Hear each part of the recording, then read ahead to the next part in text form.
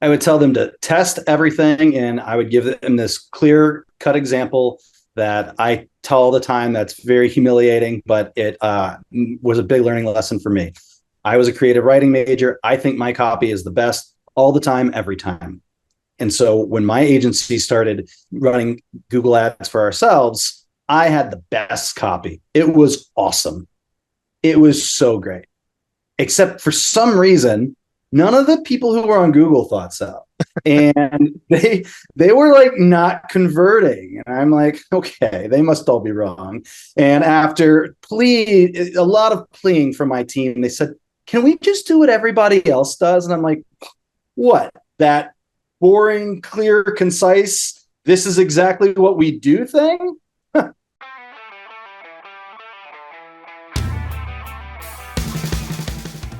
Welcome to the B2B Digital Marketer Podcast, a podcast helping you to end your struggle with digital marketing, helping you to pave a new and better path to target and capture your ideal customer. Each week, we teach you how insiders and experts debunk the dreary and become engines of innovation.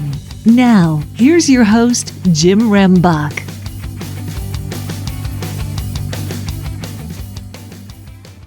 Okay, B2B DM gang, and we're going to have a good discussion today because, we're going to talk about some things that I would dare to say everybody kind of struggles with, especially if they're looking at investing their money within an organization to do some marketing and or sales types of activities, and they're not under your control in regards to employment, right? So it's like, okay, that adds a whole different dynamic to it. And you know what? More and more organizations have more and more opportunities to invest in different types of marketing and sales activities than has ever occurred before. And you know what? It's getting ready to quadruple. And why do I say that? Because you have a whole lot of growth in regards to fractional work, everything from operational to finance to marketing to sales.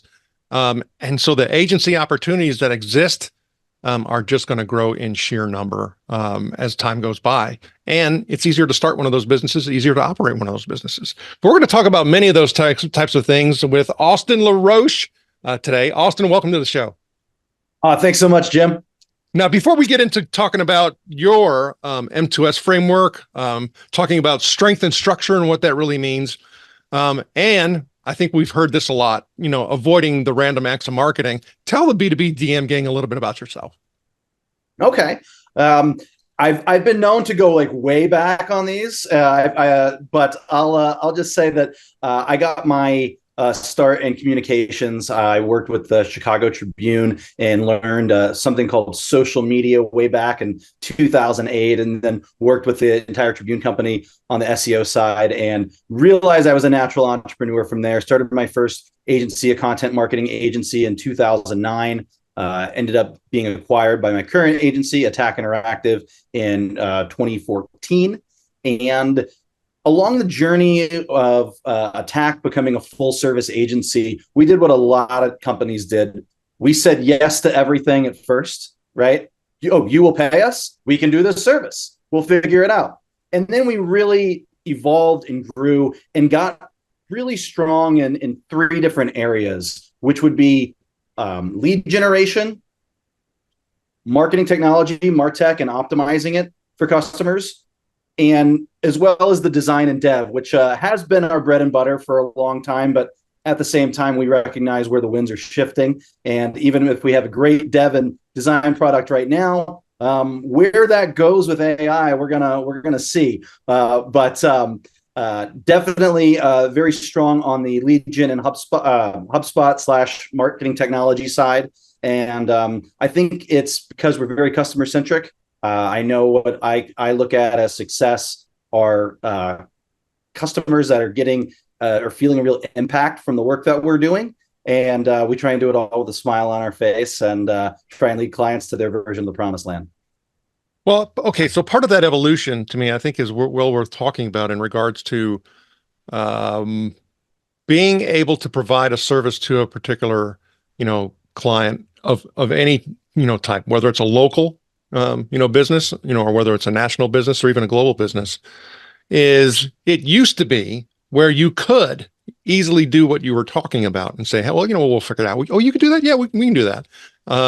But as time has gone by, going back from that 2008 and forward, the complexities and the skill sets associated with all the different aspects, of, well, let's just talk about this, M2S framework, right? Going from marketing, to selling and making sure that everything that's associated with that from an operational perspective is functioning, including the tech.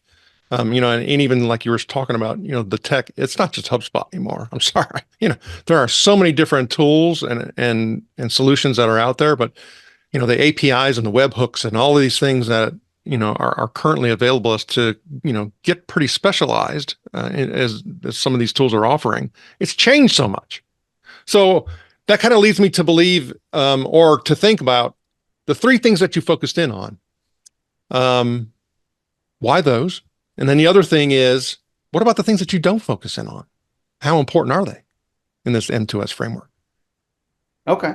Great question. So let's start with the M2S framework and what the M2S framework does. We try and simplify it for our customers because I feel like so much of marketing, there's so much noise. And at the end of the day, we can help our customers hone in on a few key components so that everything is kind of looking through this lens of how is all of this growth activity that we're putting in, these growth investments, how are they actually leading to the sales that we're looking for?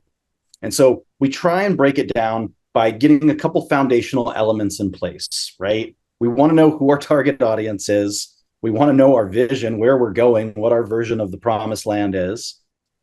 We want to know the data and the KPIs that are going to indicate what we're doing is working. And then we want to have kind of a base understanding of our brand and our message. Nothing crazy, none of these, 6 months of exercises figuring out if your brand was a car, what kind of car it would be, nothing like that. Just really understanding what it is your value propositions are, the social proof that you have that back that up, and a couple things that you do well that maybe we can A/B test and eventually have data, tell us the story. So we get those foundational elements out of the way. And then we look at those target audience segments and we say, for each of these, how are we going to attract prospects? How do we convert those prospects into opportunities? How do we close those opportunities into customers? And then how do we delight those customers? Because once we understand what we're doing at each of those buckets, then it becomes really easy for marketing and sales to work together. And to talk to your other point about the evolution of the different services, I think one of the big evolutions just in our business is the unsiloing of sales and marketing and really coming under this revenue operations and revenue umbrella and being able to make that shift so that there's some sort of chief revenue officer or someone whose sole responsibility is the revenue. And then that person's role is to make sure that sales, marketing, and customer success are all working hand in hand. That makes it so much easier to be able to work with a simple framework like this because you're going to get all three components involved. Marketing's got to attract and convert the prospects. Sales has got to close them. And then customer service is going to make sure that those customers are continuing to be delighted. So that's really the big shift that's happened, I feel like, in our industry and where the M2S framework fits in. Okay, so let's hone in because we'd like to talk specifically about B2B high ticket because it's a very different approach than something that is a very simple transactional type of sale. So how does that M2S framework shift based on whether I'm, high ticket B2B or transactional type of B2B? I think a lot of times it also depends on what type of field you're in. Like if you're in a well-known field, then we're going to look at something along we're going to look into search, right? We're going to want you to be showing up in organic searches for the service that you're offering, ideally bottom of the funnel. So if you're a firm or a company or an agency, that needs to be part of the SERPs that you're going after. And we're also going to invest in Google Ads. We're going to continue to make sure that we can find, understand exactly what the, your cost per acquisition is going to be for a customer, and we're going to try and bring that down as best we can. But we're going to start over there. Now, if you're something that's a little bit more blue ocean, nobody's ever heard of it, nobody knows this problem, that something like your company is out there, then we're going to want to look at a couple different avenues. Maybe it's advertising within LinkedIn or social. Certainly going to be content thought leadership driven in that regard, because you have got to be out there showing everybody the future and making it clear that your product is the future. So that's how we kind of approach it, more so than I would say like high ticket versus transactional. It is really recognizing, okay, what are the right platforms and avenues that you're going to have to take to really get your target audience excited about what your product or service is. Okay. So then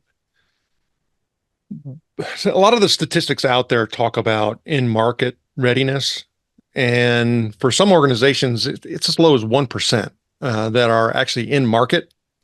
And I haven't seen anything in a high ticket B2B space that says the in-market readiness is over 3-4%.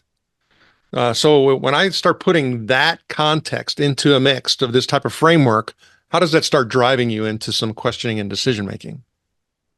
Well, I don't feel like anybody likes change until they live in a better world than they're in.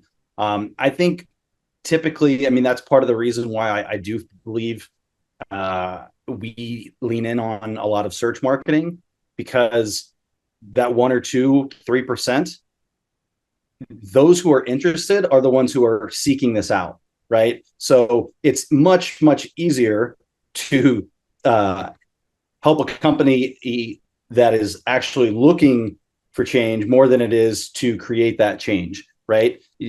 Persuading somebody who's already let you know that they're open to it is going to be a lot more impactful than trying to convince somebody who's never even heard of it. So when it comes to that framework, I work with a customer and I say, all right, like, we need to figure out how we're going to attract your target market.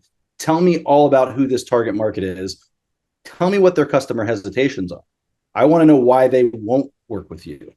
And then we're going to work backwards, figure out the right platforms from there, because we want to make sure that every customer is engaging in the marketing activity we think it's going to take to move their ideal customer profile into prospect and to customer and to evangelist eventually, right? It's really interesting when you said something about why they won't work with you. One of the questions that I often say that if you think about it from an onboarding process that we fail to ask is the question of, hey, right before you made the decision to actually go with us, there were probably some hesitations like there is for everybody. What were some of the reasons that you thought about in regards to why you would not do business with us? Because I think those are more important than the ones on why people should do business with us.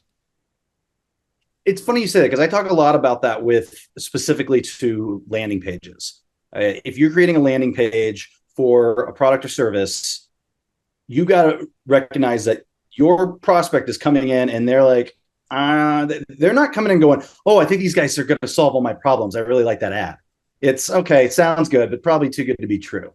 So what are you going to do to hit those? And that's where I feel like social proof works better than anything. So if you've got great testimonials, case studies, if you have real statistics that showcase your impact, anything that you can do other than say, hey, we're great because we do this, that sort of thing is going to ease those customer hesitations. That's why if you're competitive, it's much more advantageous to put your pricing right up front, because then somebody's going to go, oh, that's not as expensive as I thought. Or, okay, we can afford that, but it's got to be pretty impactful. So I really think what you're talking about is spot on. And looking at I feel like great marketing is addressing those hesitations, right?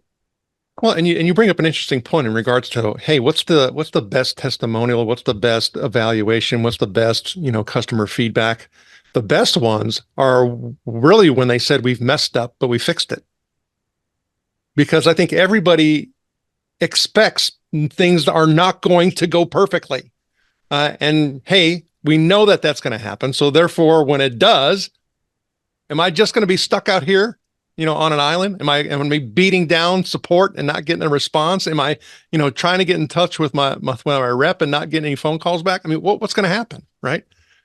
So I think the recovery piece is more important. 100%. And I think part of it is really setting clear expectations. I'll tell you a quick story. I took on a customer at the beginning of January, and they're in ABA therapy. They really wanted to go heavy with some Google ads, and they had a little bit of a problem. They'd been working with somebody else for 6 months and got basically zero results. So way behind on budget. They're not happy, and they're not patient, and they're aggressive entrepreneurs ready to hit the ground running. And they liked a lot of the pitch. And the one thing I had to tell them over and over again was, I need 3 months. I need 3 months to A/B test this, and I need you to be patient. And my biggest hesitation on accepting you as a client is, I don't think you're going to be. And sure enough, early February, I got the email. This is not going in the right direction. And I said, I told you, you can go with another partner if you want right now, but I'm going to get this right. I asked for 3 months. March was incredible. We got everything is on track. We started adding to the campaigns. We brought some meta ads, and we've really built that trust with the client. But it never would have happened if I had just, cowered from the beginning, or wasn't experienced enough to know that, hey, some of this stuff takes a little bit of time. And I know how long it generally takes my team to get the results that we're looking for. And so I'm going to set the expectation. And even if I tell you over and over again, I know that you're going to have a hard time accepting it. And when you come at me, I'm going to come right back at you. And I'm going to let you know that I'm going to follow through on what I say. And, that's definitely a version of that story where everything is very successful. I've had some of those where that third month didn't necessarily go as well as we wanted as well. I think that is, as long as you can have those conversations about expectation, you can mitigate some of that time when things don't necessarily go exactly to plan. Okay, and you bring up an interesting point. So we started referring to choices, right? That there's a whole lot of fractional. There's a whole lot of different tools. A whole lot of choice that could be made today that just did not exist even 12 months ago. And one of the things that you talk about is, one of the things that entrepreneurs should ask marketing and growth consultants that they typically overlook. I want to hold on to what you just said a moment ago when you were saying that, hey, I need 3 months to A/B test and do some understanding in regards to, what is resonating, what is, converting, and that time and that work is required. Also, talking about choice, some people will come back and say, hey, do you want to get stuck with those marketing folks that say they need 90 days before you see any return? We'll get your return today, right? So you get this dichotomy of pitches, and it makes the choices harder. So when you start talking about that whole discovery element, when you start talking about due diligence, what are some of the things that you see, people should be asking that are going to make a bigger difference for them? I think I would hone in on how responsible a fractional or an agency or an employee, how responsible they're willing to put their marketing work into going all the way to revenue. How responsible for revenue will they be? Because in our agency, in the way that we look at things, not to make it about us, I tell my team all the time, either the client grows or we go. That's the thing. They're not investing in nice people who hit deadlines and can, high five an incremental success or vanity metrics. They want something that's going to move the needle. And so I think anybody in marketing nowadays has got to recognize that it's not like it was in the past. It's not, hey, this is a cool brand message. This is a neat ad that we can't track. Everything's going to be tracked, and either you're going to bring in ROI or you're not. So you better be really confident in your ability to deliver that ROI and speak to that. So that's what I would be looking at when I'm looking at all these choices. How committed are you to hitting this ROI? How committed are you to hitting our revenue KPIs? That's where I would start. Well, I mean, as you're saying that, I fall back on what I'm most familiar with is the high ticket sales journey that, can last quite frankly, as much as 3 years, right? So when we start talking about the marketing, the prospecting, the lead gen, we start talking about nurturing, at some point we hit sales activity. And unless, I have been hired to do the marketing and the sales, and get into the actual, closing of calls, I'm at the mercy of their effectiveness in that area. And if you start looking at the statistics associated with sales, especially in high ticket B2B, more than 60% of all sales are being lost to no decision. So that means that marketing could have done everything that they possibly could have done to get somebody in the door, be part of a relationship and nurturing, prospect process, and get them to that sales activity, and it's still not happening. What do we do then? Well, I think that's a great point. And I kind of go back to that whole revenue umbrella, because I think these functions should be playing together. I think that a marketer, I like this example, doing everything they have to do to get to the point of sale. And then if 60%, or we say 60% just decide, you know what, we're not going to make a change, we didn't get that customer. So we lost together. Even if we did, we think our part was more heroic, great. We have to be working in this revenue umbrella. So if we miss on a customer that we thought, man, everything we said, everything we brought to sales was great, then we need to really work with the sales team. We need to say, okay, my job is to be your best friend. What could I have done? What more ammo could I have given you? I get it. At the end of the day, maybe they didn't want to change, but together collectively, we did not do a good job of persuading them that life would be better with our product or service than without it. And so that to me is where everybody has to come together and take their skills to be able to optimize that as best as possible. But marketing still has to look at that as a loss because it is a part of the revenue team, even if their part was more successful than the sales part. All right. So then if we start thinking about that, you talk about, strength and structure. You talk about removing the whole random acts of marketing. And you mentioned even in your personal life, how you use a lot of frameworks in order to make sure that you're moving things forward, right? How does that framework, or how do those frameworks look in the M2S process when we start referring to what you're talking about, having them be closer together? Kind of give me a visual of how that looks. Yeah, absolutely. So especially on like a high ticket, to go back to your point, that attract the prospect, we got to get our name out there. They need to see us somewhere. And then going to that next step, which is converting them into an opportunity, right? They fill out a form, they schedule a demo, that they're now in our orbit. Okay. So marketing is going to control all of that. And we're going to tactically within the framework talk about all the ways that we're going to do it. Okay. We're going to send them to this landing page. This landing page needs to have this type of social proof. Great. These are the different areas where they can opt in. They can schedule a meeting. They can fill out a form. They can call right now. You obviously want to have those multiple CTAs. You want to do anything you can to get them in that database, right?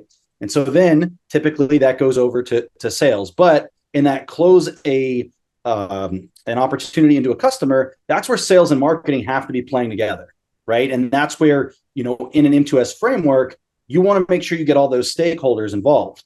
Because if we're talking about what that process is going to look like, and it ends up being a 3-year process, even if we have it kind of simplified to some extent, we're going to have to really understand how the two components can play together to really move the needle and get the end result that everybody's looking for. And then again, on the delight the customer side, that's where our customer experience team has got to be making sure that we're doing everything we can with the delivery of the product or service to keep our customers happy. And if we're not, we need to be getting that customer feedback and improving that product or service. So again, we're all working together in this revenue bucket together. And we have that framework so that we all know what it is we have to do to increase that revenue and to continue, thriving as a company. Okay. So lead generation, MarTech, design and dev, what's not in there? What's not in there that people do, or what's not in there that people do that I don't feel like is that effective? There you go. Okay. I'll tell you the two things that I'm not as interested in. I've never been interested in PR. I've never been. It's not that I don't understand its value. It's just, when it comes to what I talk about a lot, which is conversions, putting your responsibility to revenue. I don't really see that a lot on PR. I see a lot of, we put this here and this many people saw it. And you can't really gauge the impact of how many people see something until down the road. And it's just, it's not for me. I do believe other companies have success with it. So I don't want to poo-poo it too much, but it's not necessarily what I do. And then the social media side, personally, I don't feel like great social media is outsourced. I feel like great social media is driven by some sort of thought leader who is doing the work and who's spending that time to create that message. I don't feel like even the popular, what is it, like Wendy's Twitter account? Like, I don't think that's like some agency in New York doing it. I think it's a division that knows what it is that they're doing. And I think particularly on the B2B side, if you're going to be a thought leader, you need to be out there and it needs to be your face. And so I try and do as little of outsourced social media as possible for my customers. I definitely try and train them and give them the right avenues to be able to do it themselves. But that is an area where I have definitely held back, and it's mostly what I said, but 1% of it is I got really tired of the email from the CEO who saw his competitor do something for Bring Donuts to Your Favorite Employee Day and was wondering why we didn't have a Bring Donuts to Your Favorite Employee Day post. And after about 15 years of that, I think I'm good. That kind of makes sense when you put it into those, real world contexts. And so part of it is, like you're referring to, is the fogginess of attribution, right? So PR may not, may have some attribution issues associated with it. And I could see where for you and what you've been talking about, and the framework and the conversion and the closing and the ROI, and you want to have a little bit cleaner pathway in regards to attribution. But then the other thing, when you even started talking about the whole social media component and all that, and teaching them and giving them frameworks and tools are concerned, I start seeing some augmentation needs that are in there. It's like, for example, there was a particular tool that I saw that somebody was using where, again, AI capabilities, hey, very easy. I put in some parameters and give it some guidance, and it all of a sudden starts creating all this content. I push one button and it now disperses to 10 different social media platforms. And you can do all of your social media marketing, and create it in 6 minutes for the entire, month that's ahead of you. And I'm like, that's all fine and dandy. But how are you going to be able to make sure that you're not hurting yourself in many of those platforms, because you can't take and distribute one particular piece of content that was created and give it to all of them. That's not the way that those platforms work, because there's different types of people that hang out on those different ones. Also, then you go back to the whole thing is, what, if I am a high ticket B2B company, do I really need to be on TikTok? Do I really need to do that? Oh my God. That's funny. I can't tell you the amount of people I've been like, hey man, you sell printing presses. Nobody wants to follow you on Instagram. No. Yeah. Social media delusion. So it's, I think it makes sense. But I do want to hone in a little bit about the whole strength and structure thing. So if I start looking at the three, elements, lead gen, MarTech, design and dev, and I start thinking about strength and structure, where will organizations find the most value and benefit when you start talking about structure and receiving string? Great question. It's a debate to me between if it's on the technology side or if it's on the lead generation, which is essentially becomes like your marketing arm side, right? Because I think you want to have that foundation, and you want to automate so many things, because your sales and marketing people, they are terrible at admin tasks. And there's a reason why. They didn't get into this business because they want to put things in the CRM.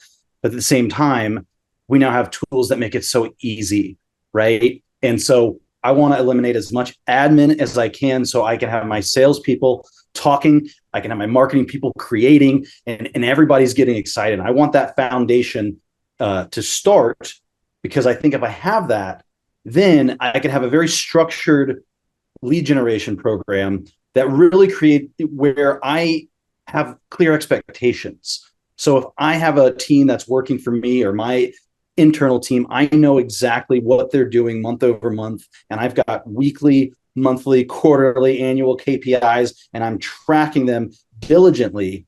I can make those data-driven decisions. If I see success in a certain area, I can double down on that avenue. The opposite, if we're wasting a ton of money on the wrong things, I can pull that back. So I think the structure that you have empowers you to be able to make the right decisions that are going to continue to lead to growth, because you're going to let data dictate things a lot more than your gut feeling or what you think is your creative genius. And when you start really getting a little bit more data driven and run something like that month over month, it really helps you understand what it is you need to do. And what the power of that structure is that you have everything organized so that you can make any changes based on what that data says at any point, and it's in a pretty frictionless way. I would dare to say, though, and because I've seen this happen myself many times, is you get, a waxing and waning, or an up and a down scenario. So you start seeing some trend lines and trend patterns and things hitting, and all of a sudden, boom, it goes a very different direction that you didn't expect. So how do you manage that when the expectation that was set, part of that performance starts setting a future expectation, and then it falls?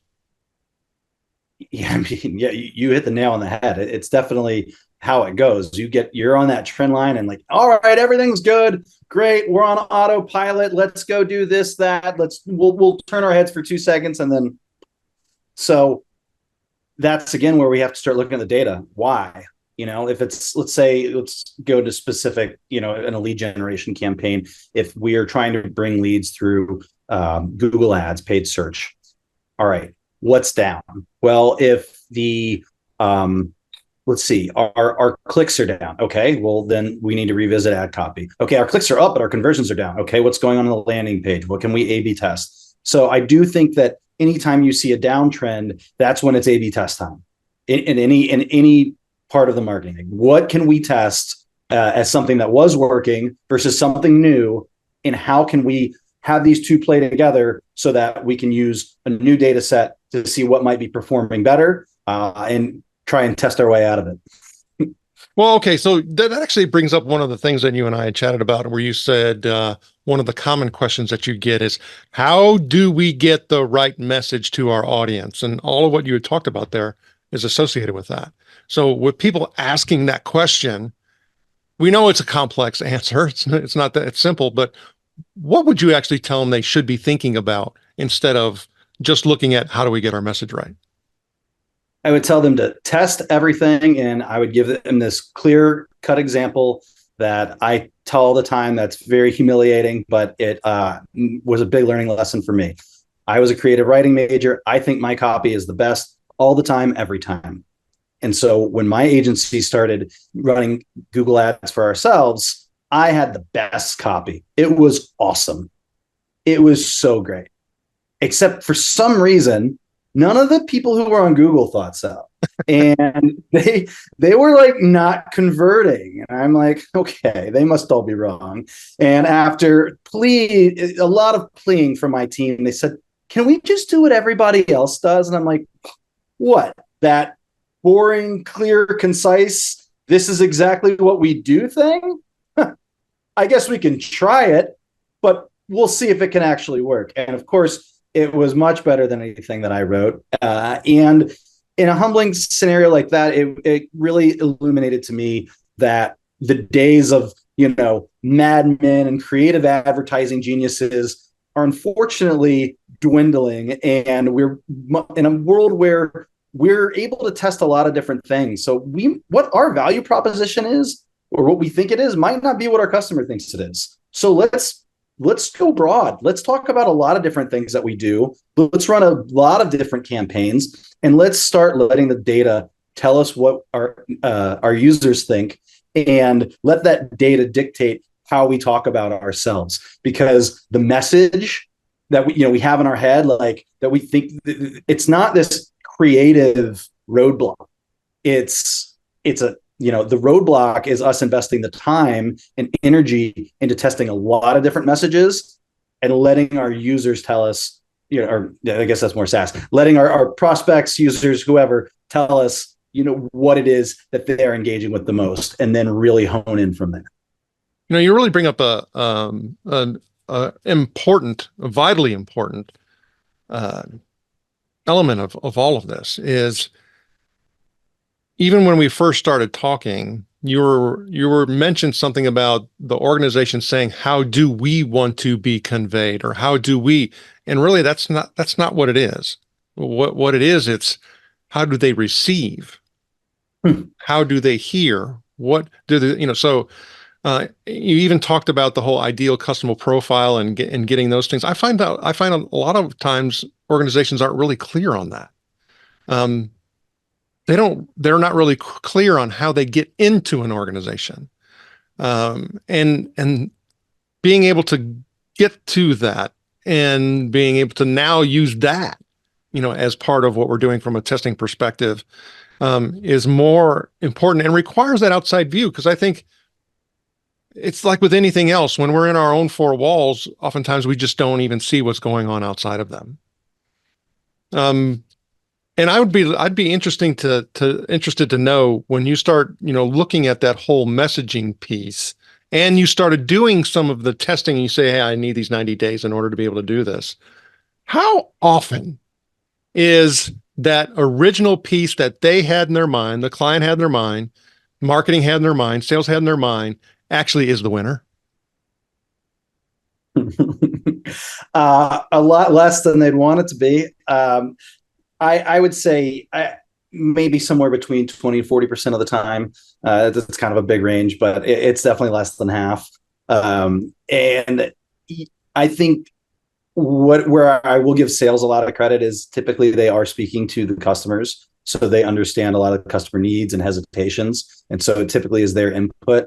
I think where it gets really murky, and when you were talking about like a company being clear on their message, clarity.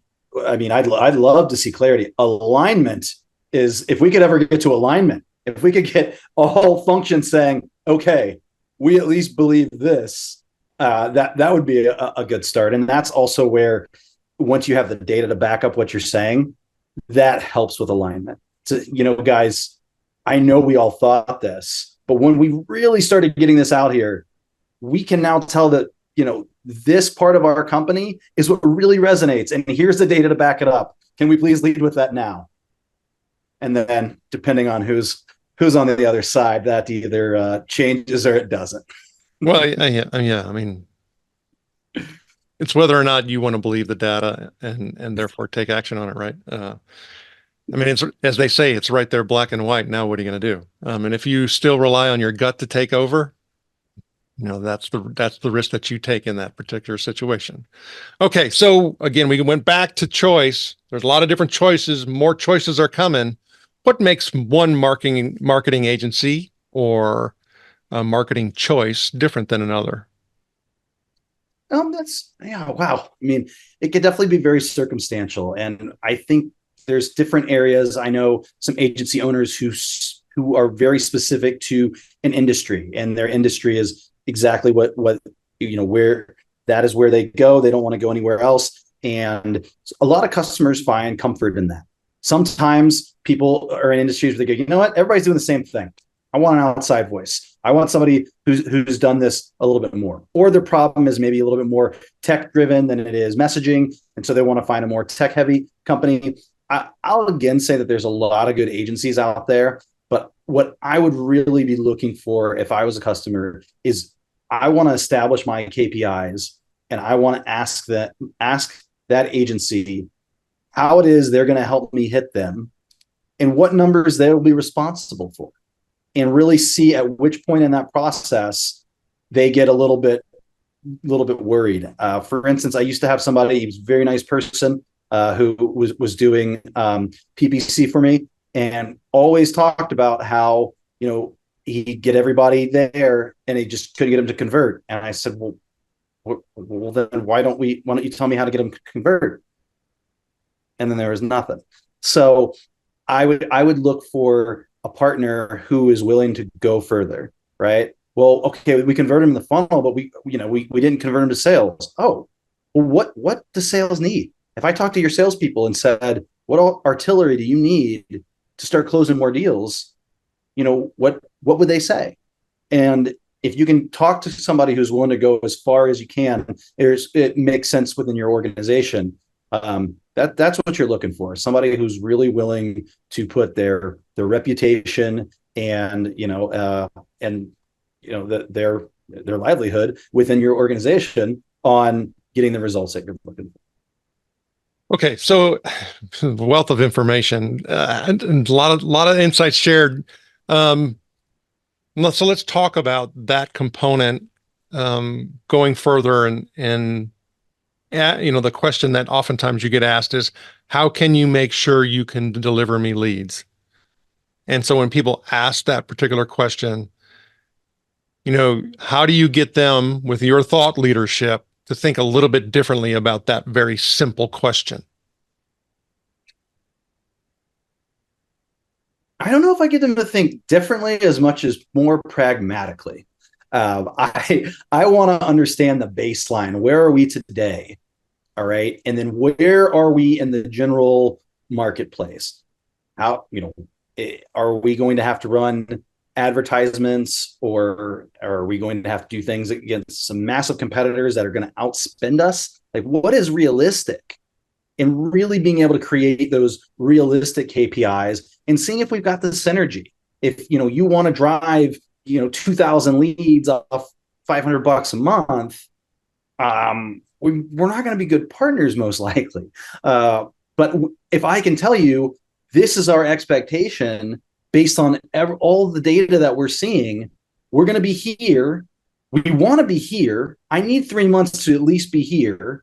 And if any point along the way, we're not trending towards here, I'm going to let you know why. But I'm also going to try and make sure that we don't get ourselves in a position where our company is in, some sort of suicide mission and you're investing a few months with the wrong partner. So, when you have that long-term view, I want to be your best friend for a very long time. I want you to pay my company for years. So I'm going to do everything I can to make sure that you trust me to deliver the best possible support and give you the most impact. And if I can do that, then we'll be friends for a long time. But the last thing I want to do is try and get into an engagement short term, and that's wrong for everybody. And then, all of a sudden somebody's mad at you and talking bad about you, and that's not good for business. Well, it totally makes sense. It kind of goes back into the whole thing that we were, or that I was talking about before in regards to the whole B2B high ticket versus the transactional component. That's to me one of the big differentiators is if I have to have 2,000, coming in and 2,000 converting and doing all those things, and I have a low ticket offer, and it's all about, getting them in and getting them through. And if they leave, so what? That's a very different, approach that you're going to take, a very different strategy, different sets of frameworks versus, the high ticket component where it's like, look, this has to be a mutual beneficial fit. And if it isn't, which one is delusional? Sometimes it's me, sometimes it's you, right? So how does the B2B DM gang get in touch with you, Austin? You can check out our site, www.atakinteractive.com. You can hit me up on LinkedIn, Austin LaRoche, LaRoche. And that's probably the best place to say hello. Austin LaRoche, thank you for sharing your knowledge and wisdom, and we wish you the very best. I appreciate it, Jim. This was a lot of fun.